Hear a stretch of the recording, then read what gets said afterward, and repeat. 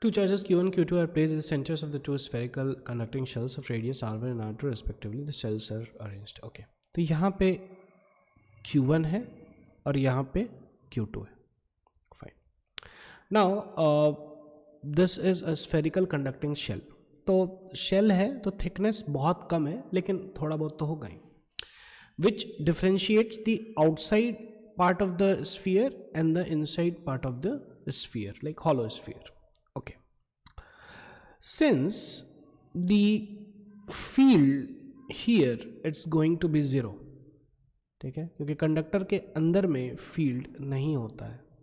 So since the field inside is going to be 0, so therefore if we apply the Gaussian law, ठीक है, Gaussian law क्या कहता है?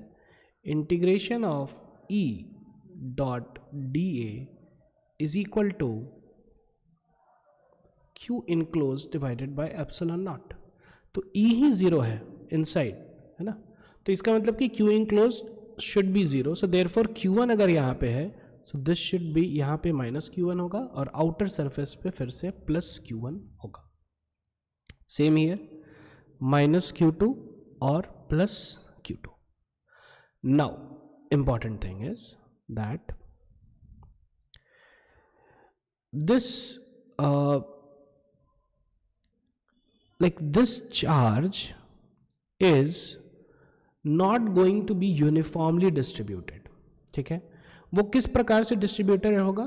इस प्रकार से डिस्ट्रीब्यूटेड होगा ताकि Q2 and Q1 don't experience any force because it's inside the shell. So therefore the term is electrostatic shielding. ठीक है, तो अंदर में actually Q1 and Q2 are not going to experience any force. That's important. Okay, तो अब यहाँ पे आ जाइए, Q1 है, यहाँ पे है Q2. Now the question is the force on Q2 due to Q1 is, तो Q1 तो यहाँ पे है ना, and Q1 is at a distance D. So therefore the force on Q2 due to Q1 is this K Q1 Q2 by D square. ठीक है, that's important to understand.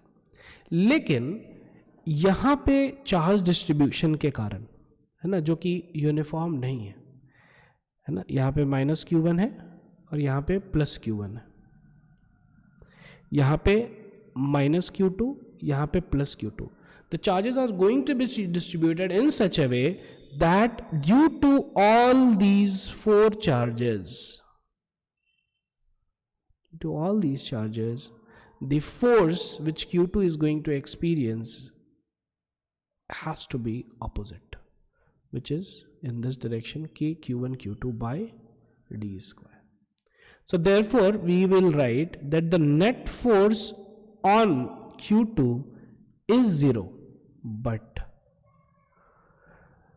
force on Q2 due to Q1 is this, है ना, due to the superposition principle.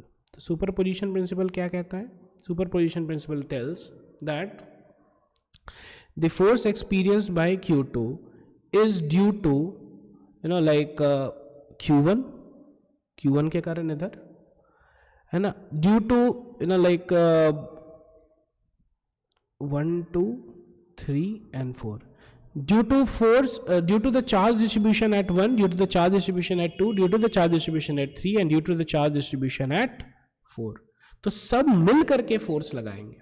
Okay, and charge distribution ऐसा है कि like they all are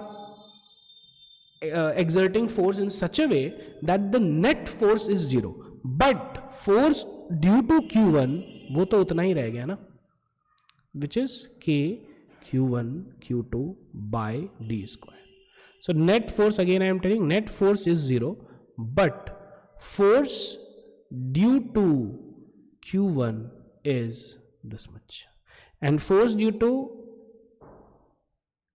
rest all is minus के Q1 Q2 bye T square. Okay,